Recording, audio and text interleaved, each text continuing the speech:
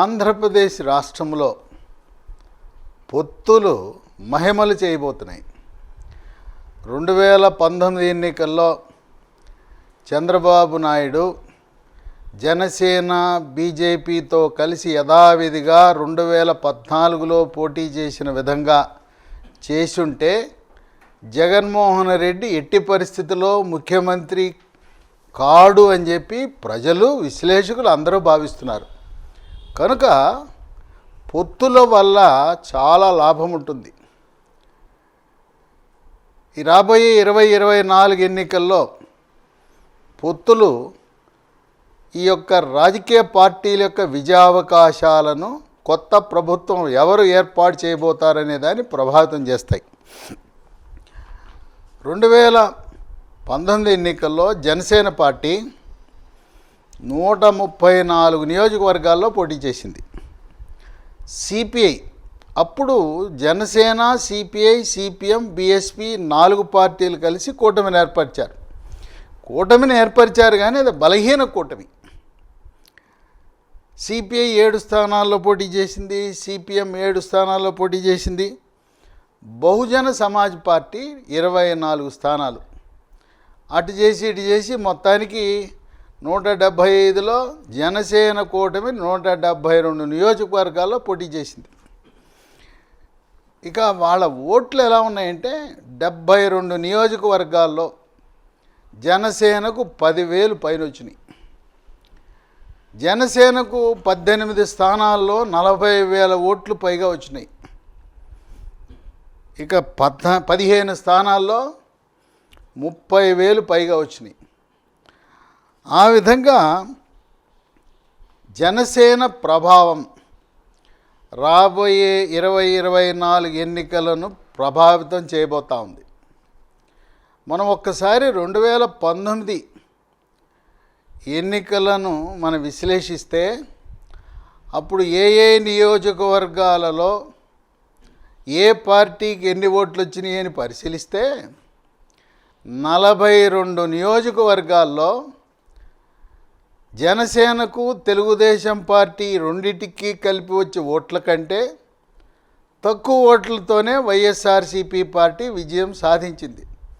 అంటే అప్పుడే జనసేన, తెలుగుదేశం 2019లో కలిసి పోటీ చేసినట్లయితే ఈ 42 నియోజకవర్గాలలో ఒక్క సీటును కూడా వైఎస్ఆర్సీపీ పార్టీ గెలిచే అవకాశం లేదు. పైగా 2019లో వైఎస్ఆర్సీపీ పార్టీ సాధించిన ఓట్లలో క్రైస్తవ ఓట్లు, బ్రదర్ అనిల్ ఓట్లు ఉన్నాయి.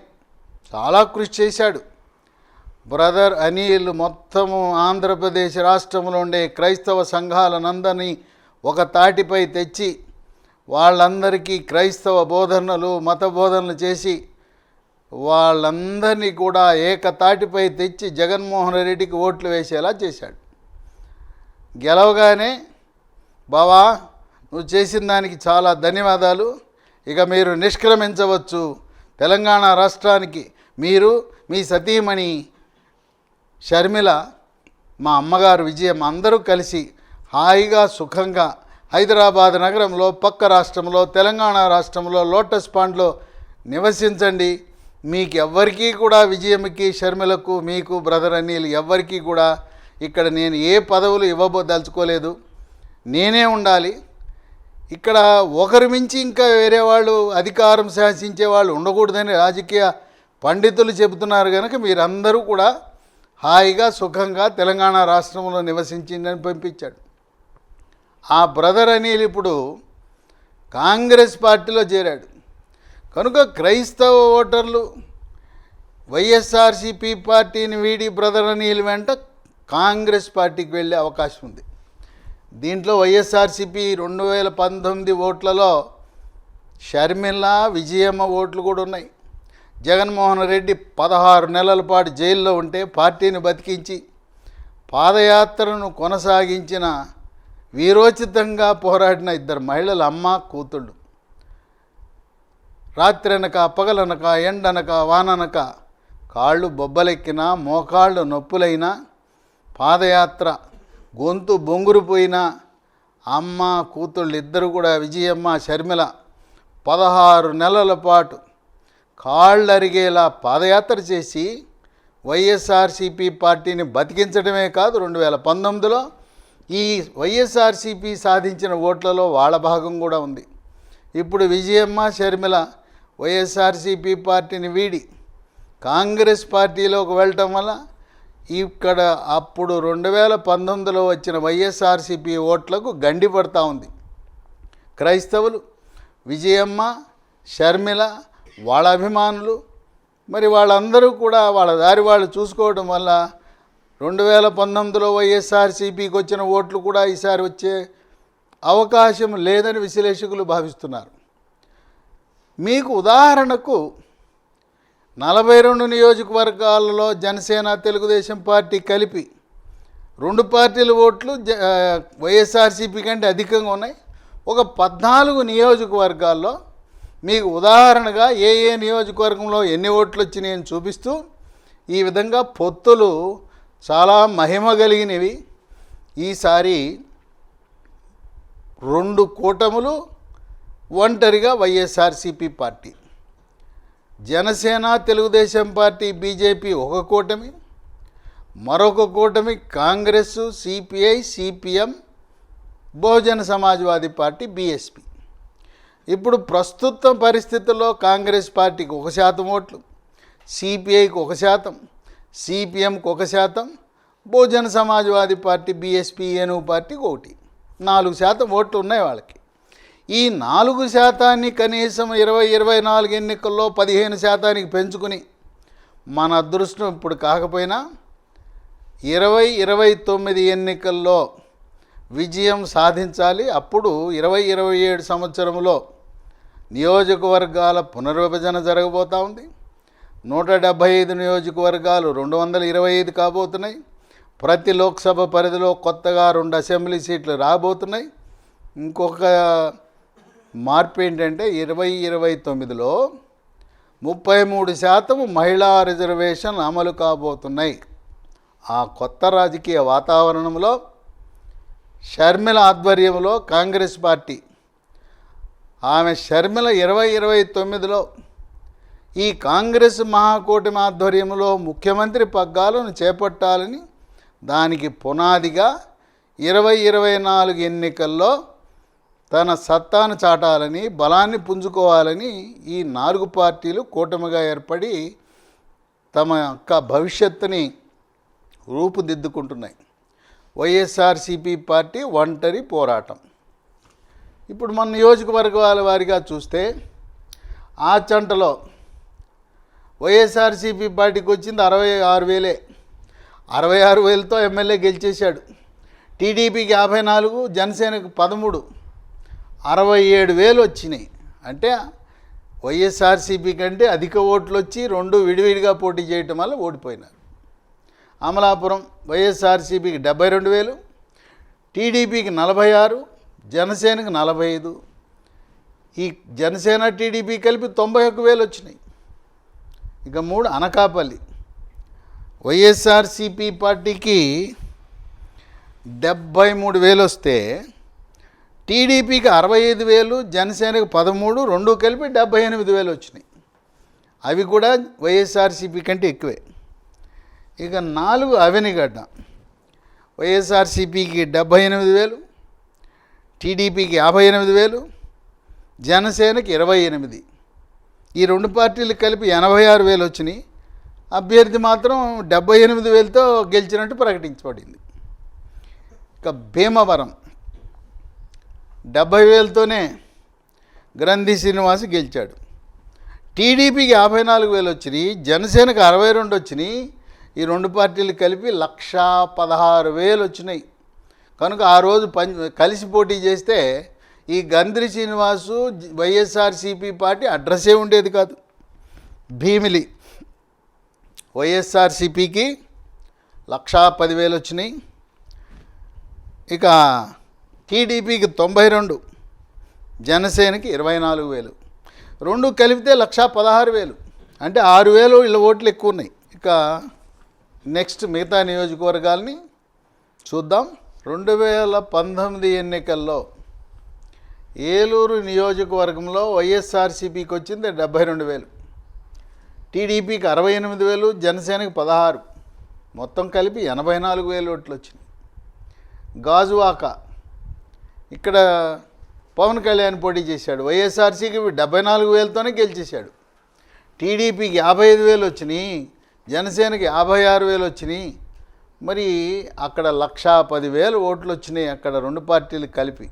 అప్పుడే పొత్తు పెట్టుకుంటుంటే జనసేన అధినేత భీమవరంలో గెలిచేవాడు, గాజువాకలో కూడా గెలిచేవాడు. గన్నవరం తూర్పుగోదావరి వైఎస్ఆర్సీపీకి 67,000, టీడీపీకి 45, జనసేనకు 36. ఈ రెండు పార్టీలు కలిపి 81,000. కానీ వైఎస్ఆర్సీపీ 67,000కే ఎమ్మెల్యే అయిపోయాడు. కైకలూరు వైఎస్ఆర్సీపీకి వచ్చిన 82,000, టీడీపీకి 73, జనసేనకు 11. ఈ రెండు పార్టీలు కలిపి వచ్చిన 84. కలిసి పోటీ చేసి ఉంటే ఇక్కడ ఏ కైకలూరులో వైఎస్ఆర్సీపీ గెలిచేదే కాదు. కాకినాడ సిటీ వైఎస్ఆర్సీపీకి వచ్చింది 73, టీడీపీకి 60,000, జనసేనకు 30. జనసేన టీడీపీ కలిస్తే 90,000. కేవలం 73,000తో కాకినాడ సిటీ ఎమ్మెల్యేగా ఆయన ఈరోజు పదవిని అలంకరించాడు.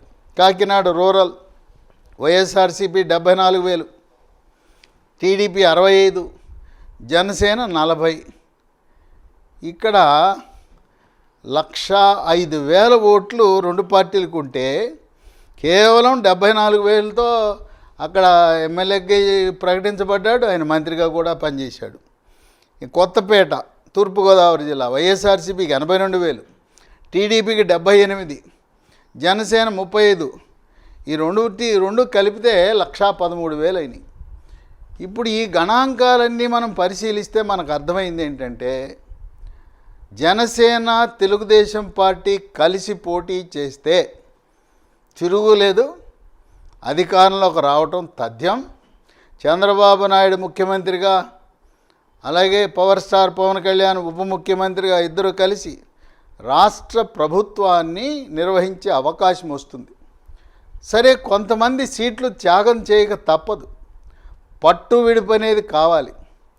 ఎక్కువ తక్కువ మనము కలిసి పనిచేయటంలో వచ్చే ఇది ప్రయోజనం. ఇది 2009లో చంద్రబాబు నాయుడు ఒక మహాకూటమిని ఏర్పరిచాడు. అప్పుడు Telugu Desam party, TRS, CPI, CPM ఇవన్నీ కలిసి ఒక కూటమి కింద ఏర్పరిచారు. తెలంగాణ రాష్ట్రంలో ఏకంగా టీఆర్ఎస్ పార్టీకి 50 సీట్లు ఇచ్చారు టీడీపీ వాళ్ళు. ఆ 50లో టీఆర్ఎస్ గెలిచింది కేవలం 10. అప్పట్లో 50 సీట్లు కాకుండా వాళ్ళకి 20 సీట్లే ఇచ్చిన 20 సీట్ల నుంచి కూడా 10 గెలిచేవారు. కనుక పార్ట్నర్కి ఆచితూచి ఇవ్వాలి. ఎప్పటి నుంచో 40 సంవత్సరాలుగా 4 దశాబ్దాలుగా పార్టీని నిర్వహిస్తూ పాతుకుపోయిన శ్రేణులున్న పార్టీకి ఎక్కువ సీట్లు ఇస్తే ఆ కూటమి విజయం సాధించే అవకాశం ఉంటుంది. తెలంగాణలో చూడండి, జనసేన పార్టీ 8 సీట్లు అడిగారు. 8 సీట్లు అంటే జనసేనకి చాలా ఎక్కువ. అందువల్ల రాజకీయాల్లో కొత్తగా ప్రవేశించిన పార్టీలు వాళ్ళు కొంత పట్టు విడుపుతో తక్కువ సీట్లకే పరిమితమై రాజకీయంగా స్థిరపడి కొంతమంది ఎమ్మెల్యేలు, ఎంపీలు ఉన్న తర్వాత అంచెలంచెలుగా ఎదగాలి. కనుక తెలుగుదేశం పార్టీ, జనసేన కలిసి పోటీ చేస్తే కలిసి ఉంటే కలదు సుఖం, విడిపోతే తప్పదు దుఃఖం. జనసేన, తెలుగుదేశం పార్టీ ఏదైనా కారణం వల్ల విడివిడిగా పోటీ చేస్తే 2019లో జరిగిన ఎన్నికల్లో వచ్చిన ఫలితాలే పునరావృతమవుతాయి. వీళ్ళ అభిప్రాయ భేదాలు జగన్మోహన్ రెడ్డికి కలిసి వచ్చే అంశం అవుతుంది. కనుక 42 నియోజకవర్గాల్లో స్పష్టంగా జనసేన, తెలుగుదేశం పార్టీకి వచ్చిన రెండు పార్టీలు కలిపి వచ్చిన ఓట్లు వైఎస్ఆర్సీపీ కంటే చాలా ఎక్కువగా ఉండటం అనేది ఒక విశేషం. దీన్ని బట్టి పొత్తులు చాలా మహిమలు కలిగినాయి. బలమైన పొత్తులు, సరైన సంఖ్యలో సీట్లు కేటాయించటము ద్వారా అధికారంలోకి రావచ్చు. ప్రస్తుత పరిస్థితిలో ఆంధ్రప్రదేశ్ రాష్ట్రంలో జరుగుతున్న సర్వేలు, అభిప్రాయ సేకరణల ప్రకారం, ఒపీనియన్ పోల్ల ప్రకారం జనసేన, తెలుగుదేశం పార్టీ, బీజేపీ అధికారంలోకి వచ్చే అవకాశం ఉన్నదని, కాంగ్రెస్ పార్టీ కూటమి, కాంగ్రెస్, సిపిఐ, సిపిఎం, బీఎస్పీ వీళ్ళు మహాకూటమిని ఏర్పరిచి ఇండియా కూటమి తరపున పోటీ చేసిన వాళ్ళ వల్ల జగన్మోహన్ రెడ్డి, వైఎస్ఆర్సిపి ఓట్లు చీలిపోయి దానివల్ల తెలుగుదేశం, జనసేన, బీజేపీకి లాభం జరుగుతుందని విశ్లేషకులు భావిస్తున్నారు. వేచి చూద్దాం. త్వరలో రాజకీయ సమీకరణలు మారబోతున్నాయి. జగన్ యొక్క ధోరణి ఎలా ఉంటుందో, మార్పులు చేర్పులకు బ్రేక్ కొడతాడా, లేదు ఇలాగే మార్పులు చేర్పులని స్పీడ్గా వెళ్ళి పరిగెత్తుకెళ్ళి ముందుకు పడతాడా? ఇప్పుడున్న పరిస్థితులలో జనసేన, తెలుగుదేశం పార్టీ, బీజేపీ విజయం సాధించడం సునాయాసమని విశ్లేషకులు భావిస్తున్నారు. 42 నియోజకవర్గాల్లో బోర్డు మీద 14 నియోజకవర్గాల యొక్క అంకెలు, ఓట్లు ఏ ఏ పార్టీకి వచ్చినాయని నేను వివరించాను. ఇవి కాక 2019 ఎన్నికల్లో ఏ ఏ నియోజకవర్గాలలో వైఎస్ఆర్సిపి కంటే అధికంగా జనసేన, తెలుగుదేశం పార్టీ సాధించిందంటే మచిలీపట్నం, మంగళగిరి, ముమ్మడివరం, నగరి, నర్సాపురం, నెల్లూరు సిటీ, నెల్లూరు రూరల్, పెడన, పెనమలూరు, పిఠాపురం, పొన్నూరు, పత్తిపాడు, గుంటూరులో పత్తిపాడు, అలాగే తూర్పుగోదావరి జిల్లాలో ఉండే పత్తిపాడు రెండిట్లో కూడా వైఎస్ఆర్సీపీకి వచ్చిన ఓట్లు జనసేన, తెలుగుదేశం పార్టీ ఓట్ల కంటే తక్కువ. Ramachandrapuram, Srikakulam city, Tadepalligudem, Tadikonda, Tanuku, Tenali, Tirupati, Vemuru, Vijayawada west, Vijayawada central, Vizianagaram city. ఈ విధంగా 42 నియోజకవర్గాలలో స్పష్టముగా జనసేన, తెలుగుదేశం పార్టీ కంటే తక్కువ ఓట్లతోనే ఒంటరిగా వైఎస్ఆర్సీపీ పోటీ చేసి వీళ్ళిద్దరి మధ్య సఖ్యత లేని కారణం వల్ల ఓట్లు చీలిపోయి జగన్మోహన్ రెడ్డి 2019లో ముఖ్యమంత్రి స్థానాన్ని అధిష్ఠించాడని గమనించాలి.